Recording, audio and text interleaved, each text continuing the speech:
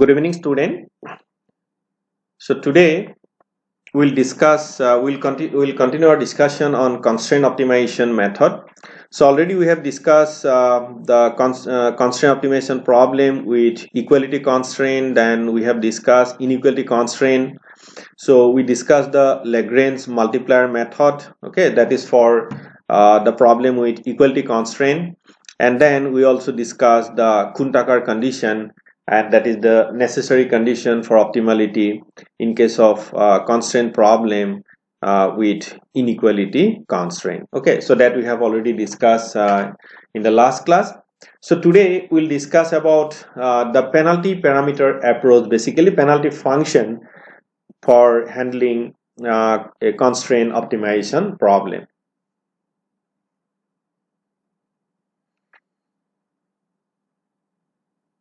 Okay, so let us start our discussion with an example problem. Suppose this is a function, one variable function. So let us discuss this problem with a one variable function, that is fx equal to x cube plus 10x minus twice x square plus 10. So this is if I plot this function, so this is the function, and I would like to find the minima of this function. So minima of this function is somewhere here. So this is the minima of this particular function.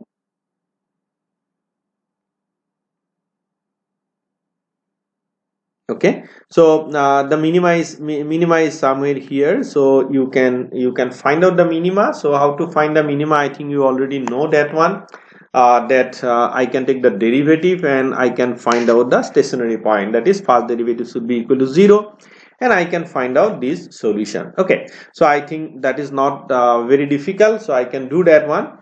And but if there is a constraint here, so suppose there is a constraint zx which is equal to x greater than 3. What does it mean? That the solution should be more than 3, whatever optimal value actually. So our solution is greater than 3. So in that case, what will happen? Then this is the x equal to 3 line basically. So the solution on the earlier solution is not now in a infeasible region. So this is the region that solution should be on the other side. Okay, so solution should be on this region, that is the feasible region. But if there is any solution in this particular region, the left hand side of this x equal to 3 line, that is an infeasible region. Okay, so therefore the earlier solution was less than 3, unconstrained solution. So therefore the earlier solution is not an acceptable solution because that is violating that constraint. Okay, so that solution is not feasible. Now question is that how to handle this constraint. Okay, so I can write that z equal to x greater than 3. So this constraint, so I can write it this is x minus 3 greater than 0. Okay, now let us see how we can handle this constraint. This problem I can convert to an unconstrained optimization problem using this equation. Suppose if I write another function which is a function of x and r, that is f is a function of x and r, which is equal to fx plus r z within this bracket operator and square basically. So I will explain this term. So what I'm doing here, so I'm adding this term with the original function, unconstrained function, and this is similar to a penalty you are putting basically. So what we are doing basically, so maybe I can put a penalty for the solution in the infeasible region. That means if somehow if I can put a penalty value for the solution in the infeasible region, then basically once you are optimizing this thing, then this solution will be ignored. Okay, so this is the idea of getting that one. And as you know that, so whatever algorithm we have actually, so already we have discussed the algorithm even if you are applying the necessary and sufficient condition. So in that case we can only apply for unconstrained optimization problem. So somehow you have to convert your constraint optimization problem to an unconstrained optimization problem, and then you can apply your algorithm. Suppose if you look at, suppose I would like to apply the search algorithm like golden section search method, okay, or your that region elimination, other region elimination method, or gradient based search method. So basically I have to convert the problem to a unconstrained optimization problem. So basic idea here is that you convert the problem to an unconstrained optimization problem. So even if when we discuss about the Lagrange multiplier method, so there also what we have done, we have converted the problem to an unconstrained problem, that is a Lagrange function. Lagrange function is an unconstrained problem, and then you are applying your sufficient and necessary condition for optimality, and then you are finding the stationary points, or you are also finding the basically that you apply the sufficient condition whether that solution is minima, maxima, or otherwise.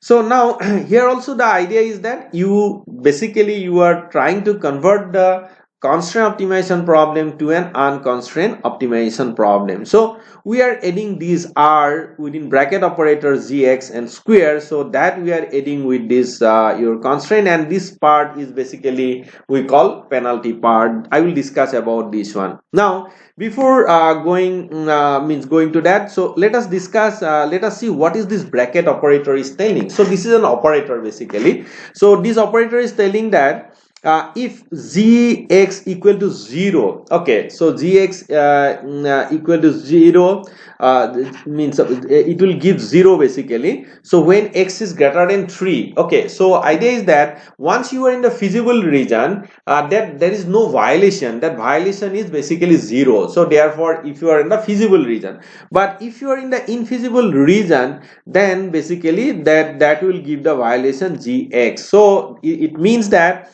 once you are in the feasible region, the output of this bracket operator is 0, and once you are in the infeasible region, the output is gx. That is the output of this operator.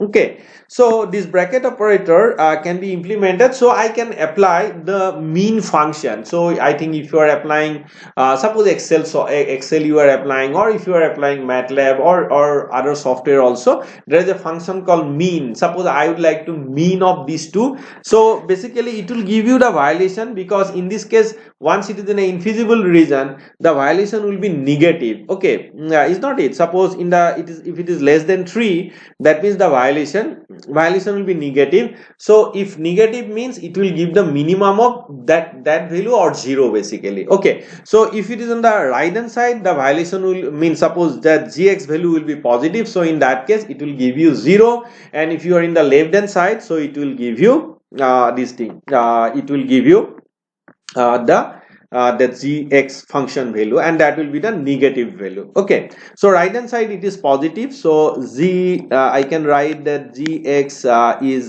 greater than 0 in this side, and basically and gx is less than 0 in this side basically. Okay, so therefore if it is in less than side, so it will give you gx, but here the bracket operator will give you 0. Okay, so on the right hand side. I hope this is clear to you. So now let us apply this thing. So what I can do basically, okay, so I can write it like that. So what I am doing basically, so I am writing this unconstrained function, that is f equal to x and r. So now r is also a variable here, because I basically it's a function of x and r. And now this is plus, I am adding x minus 3, and within bracket operator square basically. So as I have explained, this bracket operator, if you are in the feasible region, so it will give you 0, or otherwise it will give you the gx value. Okay, so that will be given, and I am implementing this bracket operator by the mean function. Okay, so I have here use the mean function. So therefore if I plot this function, so I am plotting here. So this is the function capital fx basically. So this is your this function is capital fxr, so for particular variable, and this one is original fx function, original objective function.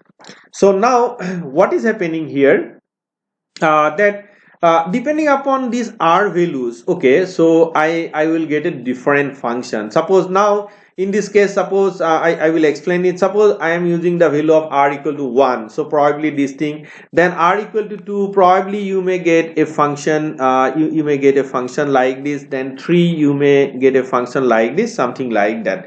Now if you look at this function, that means when I am using a smaller value of r, that means still that the whatever solution you are getting in the infeasible side, that means to get a basically feasible solution, you should use a very high value of r. Okay, so I will explain in the next in the next slide. Okay, so now this is basically I have explained here. By changing the value of r, it is possible to avoid the infeasible solution. Okay, so I can avoid the infeasible solution by this thing. So this is for r equal to 0.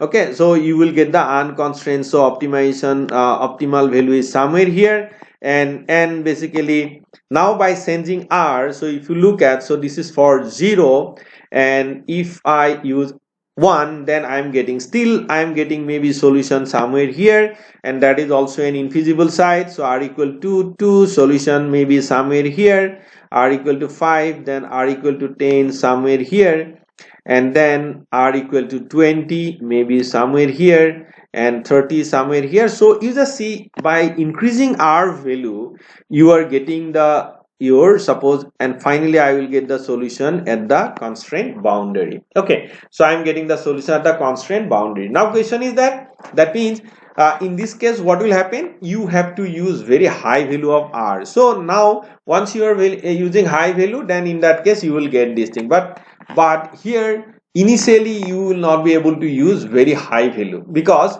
that gradient based algorithm will not work in this case, because the gradient will be very your large gradient you will get. So therefore that for this method or this algorithm or this method, what you have to do, you have to start with a smaller value of r, maybe 1 or maybe 0.5 or something you use initially, and then you get the solution. Suppose I am using 1 first, and then I am getting the solution. So for suppose x1, then I am using 2, then I am getting the solution x2, something like that. So I have to change the r with iteration. So and then finally what will happen, for particular value of r you are not getting any improved solution, so in that case you can stop your iteration. So I will explain this thing explain in some one in today's in some one slide. I will explain that one, and now before that I would like to explain one thing here, that suppose here what we are doing, the idea is that you penalize the solution, and where you are penalizing the infeasible solution, that means in this side. Okay, so in this side you are penalizing the solution, not in the right hand side, that is feasible side. So you are not penalizing the feasible solution, you are penalizing the infeasible solution. Okay, so therefore this method is known as exterior penalty method. Okay, what method is called exterior penalty method? That means you are penalizing the solution in the infeasible region. Okay, so therefore this is known as exterior penalty method. So I will also if I say that there is an exterior penalty method, there must be some interior penalty method. Okay, so I will also explain that one.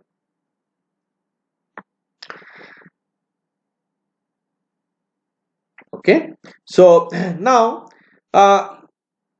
let us I can also do something like that. Okay, so earlier what we have done, I have used the bracket operator, but now what I am trying to do, that I am putting a function 1 by zx and into r is basically the penalty parameter. Okay, so I am using this one. So what I am doing here with the function fx, so this is the function fx, and with the function fx I am adding this r into 1 by zx. Okay, now this method is basically, here also we are penalizing the solution, but here where we are penalizing the solution in the feasible region, that I am explaining you.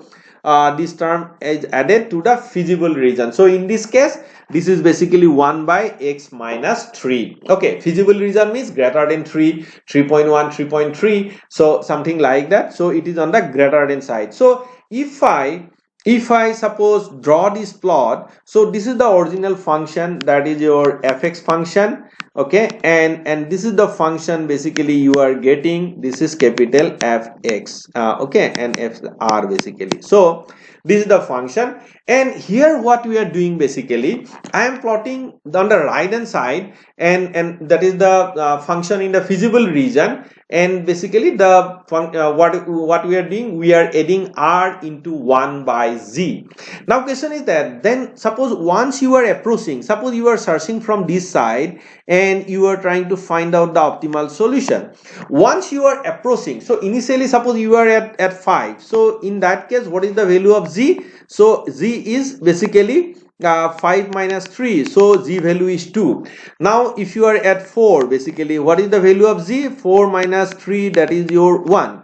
So now once you are approaching near 3, suppose this z value is equal to 0.001, and if you take 1 by that, then this will be a very high value, is not it? So very high value. So therefore once you are approaching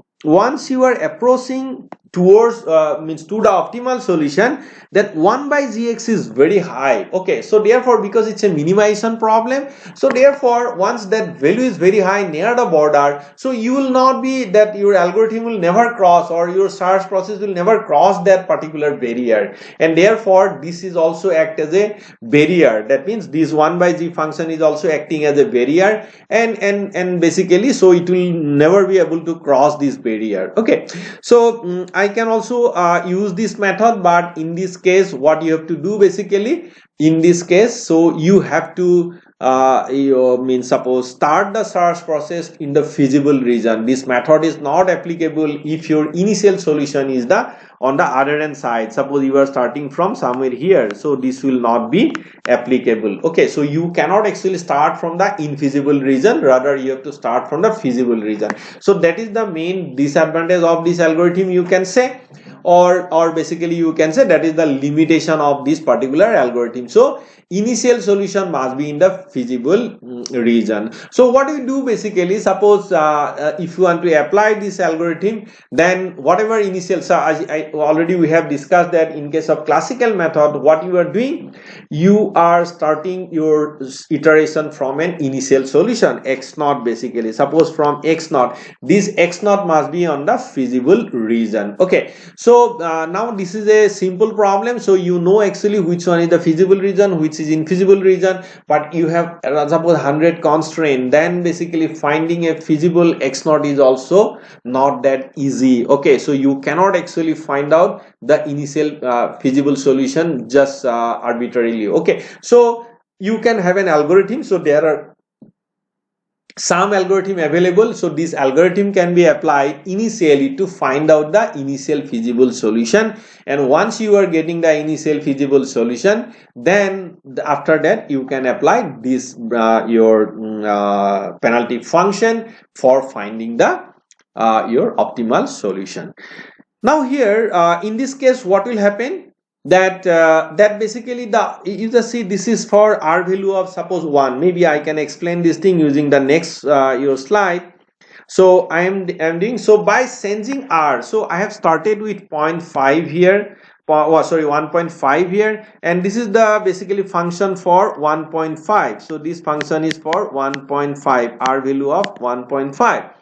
Now but if I solve it, so I will get this solution. Okay, I will get this solution. Now basically I am changing it, this is 1.2, so I am getting the solution somewhere here, then 1.1, maybe I will get a solution somewhere here, and 0.9 I am getting solution somewhere here. So with decrease in r value, so finally I will be getting the mean solution which is at the boundary, that is the basically the minimum value of this your problem. Okay, so by changing this r, so in this case what we are doing basically, we are penalizing the solution in the feasible region. The earlier method, we have penalized the solution in the infeasible region, but here we are penalizing the solution in the feasible region. So this is for point 3. This is point 2, and you just see point 2, and for point 1 almost you have reached the boundary, so you are getting the your exact solution. Okay, so the solution of this particular problem. So what we have learned here, so in this side also we are using penalty, but we have used penalty in the feasible region. Okay, feasible region. Okay, so so in the feasible region, and in the earlier case we have penalized the solution in the infeasible region. So therefore this method is known as interior penalty method, where we are penalizing the solution in the feasible region. The earlier method we have discussed, that is we have penalized the solution in the infeasible region, so that is exterior penalty method. Okay, so and I think it is also clear to you that what is the advantage and disadvantage. Disadvantage of this method is that you cannot apply this method if your initial solution is in the infeasible region. Okay, so that means you have to start your iteration from the feasible region. Okay, so you have to find out the initial feasible solution. But the earlier method, the bracket operator we have used, initial solution can be anything. So you can start from feasible region or you can start from infeasible region. Okay, so this is basically the difference between these two your penalty function. So the minimization of the transform function will be provided will provide the optimal solution, which is in the feasible region only. And this is also known as, this particular method is also known as barrier method. So because this is creating a barrier, and you, that algorithm will, or that search that process whatever you are using, so it will not be able to means cross that barrier. So this is acting as a barrier, and then you will never get a solution in the infeasible region. So therefore this method is also known as barrier method. Okay, and for this method you start with a high value of r, and then you reduce the r value. Okay, and once you are getting r value near to 0, then you will get the optimal means suppose solution. Now question is that again that as I have explained for the earlier method, that you cannot start with a your smaller value of r. So here what you are doing, you are starting with a higher value of r, otherwise the gradient will be very steep. Okay, so your gradient based algorithm will not work in that case. So you start with a higher value of r, and then you reduce your r progressively. Okay, in step by step manner you reduce your r, and finally when your r is small, so in that case you will be getting the exact constraint optimal solution. Okay, constraint solution of this problem. So just I have shown the exterior penalty method and interior penalty method. Okay, so this is basically it is starting with 1. So basically I'm increasing the penalty your value parameter value, and in the right hand side, that is your interior penalty method, so we are reducing that one. Okay, so we are reducing that one. So this is basically we are we are doing that one. So it is reducing, and in this case it is you're increasing. Okay, I hope this is clear to you.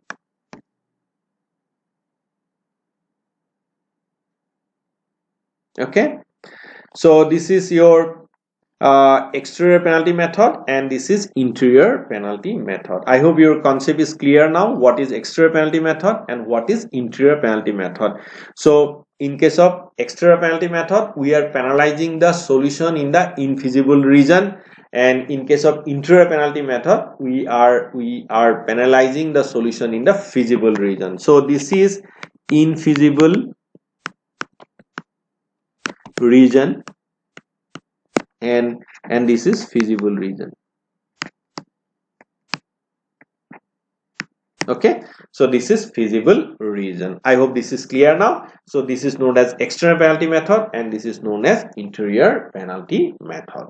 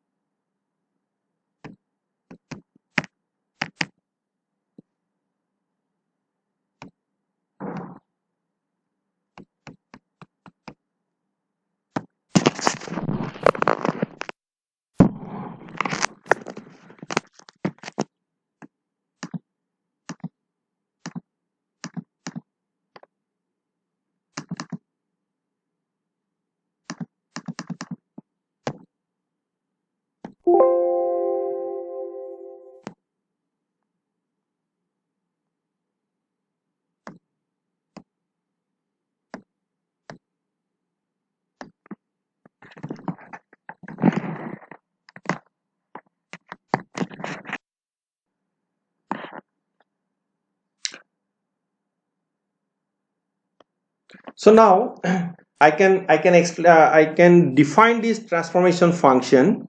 I can define it f x r. So it is a function of x and r, which is equal to fx. And this term in the that within the red box is known as your penalty function. Okay, so penalty term, and this is the function of your zx. Zx is the inequality constraint, hx is the equality constraint, and r is the penalty parameter, as we have discussed this one. Okay, r is called penalty parameter.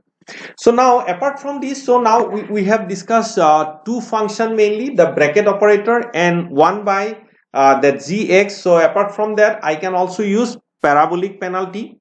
Okay, so parabolic penalty again, this is used for your constraint optimization problem with equality constraint. So in that case, what will happen when this is and suppose hx is equal to 0. So here the penalty is 0, but if you are going on the right hand side or left hand side, so whether hx value is positive or negative, so you are basically using the penalty. Okay, so and for x equal 0 there is no penalty, for otherwise there is a penalty. So I can use this for equality type constraint.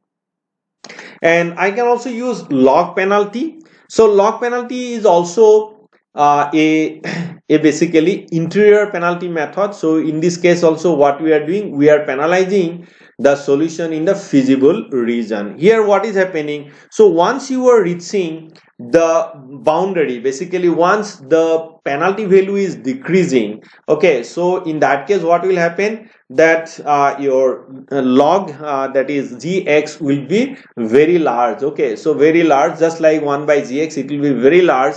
And in that case what will happen, this will also act as a barrier. Okay, just like your 1 by gx. So I can also use r ln gx. Okay, so basically once you are approaching 0, this value will be very large. Okay, so this value will be very large, but once you are away from that one, and then value will be less in that case. Okay, so this is also a interior penalty method. So you are penalizing the solution in the feasible region, and this method is also acting as a barrier, and therefore this method can also be called barrier method. So you will not be able to cross this particular barrier. And here also the initial feasible solution, you need an initial feasible solution. That means initial solution should be a feasible solution. Okay, and what about this one? So this method, that parabolic penalty method, this is also a exterior penalty method, because you are penalizing the solution in the infeasible region. That means the solution here, that hx equal to 0, that is the only means feasible solution. But if your hx is not equal to 0, then it is an infeasible solution, whether it is right hand side or left hand side, whether negative or positive, that is an infeasible solution, and you are penalizing the infeasible solution. Therefore this method is also your exterior penalty method. Okay. Then similarly 1 by gx, already I have explained that one. So once you are approaching the boundary, so this value will be very large, so this is an exterior interior penalty method. 1 by gx, I have explained that one. And bracket operator also I have explained. So on the right hand side, that means if there is no violation, then there is no penalty, and when there is a violation, so there is a penalty. So here what we are doing, we are penalizing the infeasible solution, so therefore this is an exterior penalty method. Okay, so these are some of the penalty terms I can use. Either I can use bracket operator, either I can use inverse penalty, either I can use log penalty, either I can use parabolic penalty. So these are some of the function I can use to transform a constraint optimization problem to an unconstrained optimization problem. Okay, so generally what we do basically, so as you have seen, so I can handle inequality type constraint as well as equality type constraint. Only thing is, my advice or is that suppose you want to solve a problem with equality type constraint, and you have a lot of actually constraint, and in that case it is sometimes it is very difficult to get the solution, and because that the things may not be your exactly zero. So what we do basically, we convert the equality type constraint sometime to inequality type constraint. Suppose I can say that that hx is equal to 0, but I can also write that hx, okay, that absolute value of hx is less than equal to some epsilon. That means some permissible error I can add. So epsilon may this may be 10 to the power minus 3 or 10 to the power 6. It is not 0, but it is near to 0. So I am giving some your allowable error. Okay, so this basically, so the constraint will not be 0, exactly not be 0, but it will be less than that particular epsilon value, so 10 to the power 3. So this is now an inequality type constraint. Okay, so we also do it like that. Generally we convert an equality type constraint to inequality type constraint, otherwise sometime your algorithm may not work basically. So you can given your define some permissible error. Okay, 10 to the power minus 3 is sufficient. I don't need 0, or 0 means 0 you will not get, you will may get 10 to the power minus 3, 10 to the power minus 12 or minus 6 like that. So but I can define this error and I can convert this problem to a inequality type constraint. Okay, so this is we can do that one. Now here I am giving an example problem. Suppose I would like to solve this problem, that is minimize f equal to x1 minus 4 whole square plus x2 minus 4 whole square subject to z equal to x1 plus x2 minus 5. So this is a constraint. And so what I am doing here, I am converting it to an unconstrained optimization problem. Okay, so this is basically is equal to 0. Okay, so x1 plus x2 minus 5 equal to 0. So this is an equality type constraint. All right, so therefore I am using what method? I am using the parabolic penalty method. Okay, so parabolic penalty method I am using here, and this is the basically, so if it is not 0, so this value should be 0. If it is 0, then this term will be 0. Okay, but if it is not 0, that is the penalty, we are putting it to the constraint. Okay, so I can write it like that. So I can solve it, but in this case what is this penalty method? This is an exterior penalty method. So for exterior penalty method, the idea is that you start with a smaller value of r and then you increase the value of r. Okay, so and to get the exact solution. So let us see, this is the solution of this problem, that is x equal to 4, x1 equal to 4, x2 equal to 4. So that is the solution of the problem, unconstrained solution of the problem. But there is a constraint that z equal to x1 plus x2 minus 5 equal to 0. That means in this particular line that solution will be, so the constraint solution will be somewhere here. Okay, so somewhere here, this is the constraint solution. So let us see. So we start with a smaller value of r, and then we'll try to get the solution. Now you just see, I have used the value of r equal to 0.5. That then what solution I am getting? Unconstrained solution is, that is your 4 and 4. Okay, so 4 and 4 is the unconstrained solution. But for 0.5 you are getting 3.25 and 3.25. But that is not the constraint your solution. Then I am increasing r here, so r equal to 1, so you are getting 3 and 3. Okay, so you can see basically with increasing value of r. So I have tabulated that. So for r equal to 0, that is the unconstrained solution, 4 and 4, and f is equal to 0, and that violation is basically 3. Okay, and capital F basically that whatever objective value is you are getting 0. Now 0.5 you are getting 3.25, then 3.25. Now fx, that is the unconstrained function value, is 1.25, and constraint violation is 1.5. There is still constraint violation. Then you are using increasing for r equal to 1, constraint violation is 1, r equal to 5, constraint violation is 273. For 10, constraint violation is 143. 20, this is 0.073. 30, this is 0.049. So you just see the constraint violation is reducing. Okay, constraint violation is reducing. And finally, suppose for 1000, I am 1000, there is a still constraint violation which is 0.001, and 10,000 the constraint violation is almost 0. So I am not putting the higher decimal values, but whatever solution I am getting, it is 2.5 and 2.5. So after that, what is happening? The function that solution is not improving. It is on the boundary basically, and the objective function value is 4.5, and capital F is also 4.5. Okay, so the constraint violation is almost 0.